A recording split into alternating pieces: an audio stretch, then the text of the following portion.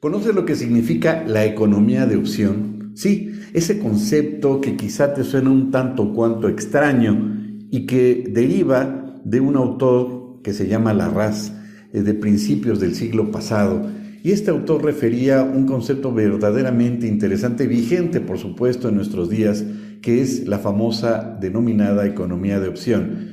Esta se refiere a la posibilidad que tiene cualquier contribuyente, cualquier particular, de llevar a cabo la mejor aplicación de las leyes, por supuesto con apego irrestricto al derecho y para efecto o con la finalidad de tener distintas alternativas o opciones legales para aplicar mejor la ley en materia tributaria, pero siempre y cuando no incurra en situaciones que sean o que impliquen una afectación a la autoridad, en este caso que no implique una actuación ilícita, una simulación de operaciones, falsedad ante las autoridades o cometer cualquier tipo de ilícito que podría ser incluso fraude a la ley, actos que impliquen simulaciones. Pero la economía de opción entonces, vigente al día de hoy, es un derecho que todos los gobernados tenemos para poder tener entre todas las opciones legales que existen para la aplicación de una ley, la que más le convenga. Y sí, pudiera ser también que dentro de esta aplicación opte por aquellos beneficios fiscales que la ley le ha otorgado para esos efectos. Estos beneficios fiscales que parecería que cada vez se han reducido, pero que todavía existen, como aquel que se publicó el 11 de octubre del año pasado, pues tienen que ser aplicables a solicitud del contribuyente. Y esos beneficios fiscales formarían parte de este concepto de la economía de opción, que a final del día puede traer consigo el que implique un ahorro económico para con el contribuyente, siempre y cuando no se encuentre en una situación que genere, que implique, que traiga como consecuencia un acto ilícito, un acto delictivo, un acto de simulación de operaciones, un acto de abuso a la ley, entre otros puntos. De tal suerte entonces que cuando plasmamos y vemos en forma objetiva este concepto de economía de opción, pues cobra mayor vigencia a partir entonces de esta serie de reformas que nuestro país ha tenido a partir de 2014, 2018, 2020 y 2021, concretamente en las reformas de 2020, donde se implementó el concepto, por ejemplo, de razón de negocios, en donde se implementó el concepto de esquemas reportables y, por supuesto, de las reformas radicales que se iniciaron en 2014 en nuestro país, y dentro de ellas se encuentran, por supuesto, la regulación del procedimiento administrativo, que por cierto ya ha cumplido sus 10 añitos, y me refiero a la simulación de operaciones inexistentes y, por qué no decirlo también, a la simulación de pérdidas fiscales. Con ello entonces vemos que la economía de opción pues cada vez cobra mayor vigencia, y esto también se le puede entender o se le puede adjudicar el concepto de planeación fiscal. ¿Es válido que el contribuyente pueda tener a priori una planeación fiscal o se podría considerar como un acto ilícito de parte del contribuyente? Pues hay que recordar que el artículo 197 del Código Fiscal previene y establece lo que se le conoce como esquemas reportables,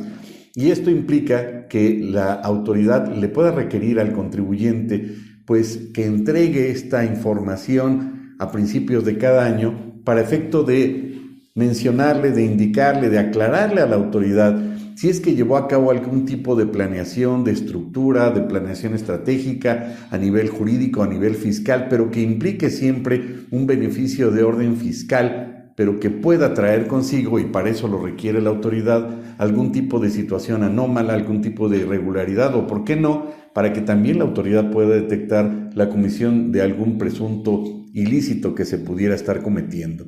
Lo absurdo quizá es el hecho de que la autoridad crea una figura jurídica conocida como asesor fiscal,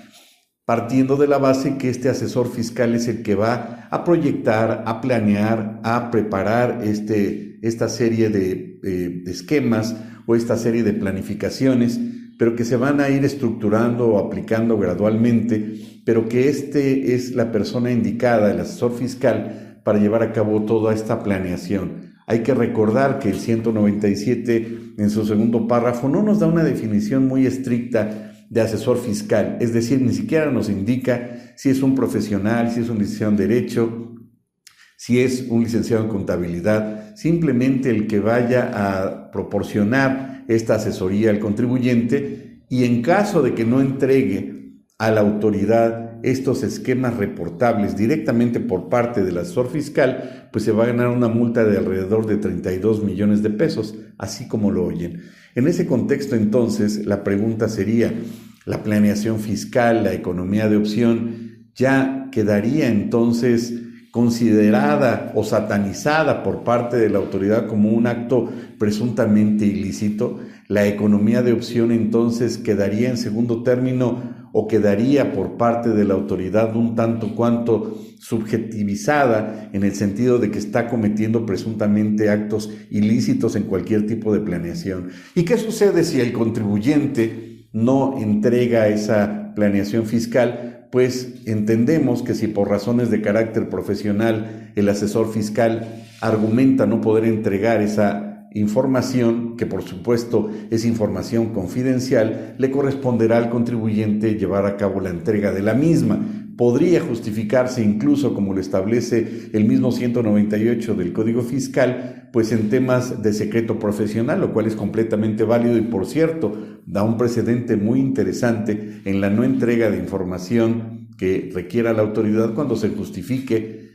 pues por razones de secreto profesional. Un precedente verdaderamente interesante que podría considerarse como una referencia en términos de la información que le pueda requerir la autoridad a terceros en términos del artículo 42. Pero regresando al tema de esquemas reportables, entonces, si el contribuyente también no entrega esa información, pues va a ser multado con cantidades verdaderamente fuera de lugar. El problema quizá también sería el hecho de que, ¿qué sucedería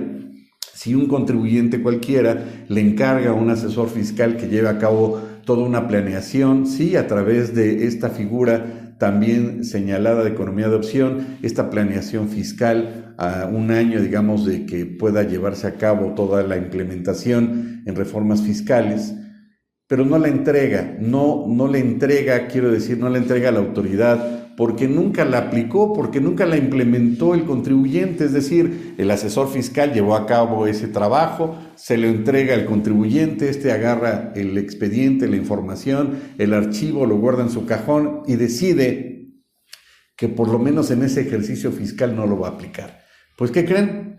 La autoridad también establece una multa verdaderamente estratosférica para el caso de que el contribuyente, a pesar de no haber entregado esa información y a pesar de que nunca la implementó, pues se va a ganar una multa. Es decir, la autoridad lo estaría multando por algo que ni siquiera le causó un solo perjuicio. Así entonces vemos que la figura de la economía de opción, pues al día de hoy se vuelve más relevante, se vuelve más interesante y cobra mayor vigencia cuando entendemos que este concepto deriva de España, de principios del siglo pasado, y que nos da esta posibilidad, sin que sea ilegal, por supuesto, insisto, de obtener cualquier beneficio que establezca en cualquier parte de la ley en beneficio directo del contribuyente. Esto valdría la pena considerarlo y dejarlo en la mesa para ustedes para retomar este concepto de economía de opción más vigente que nunca. Gracias.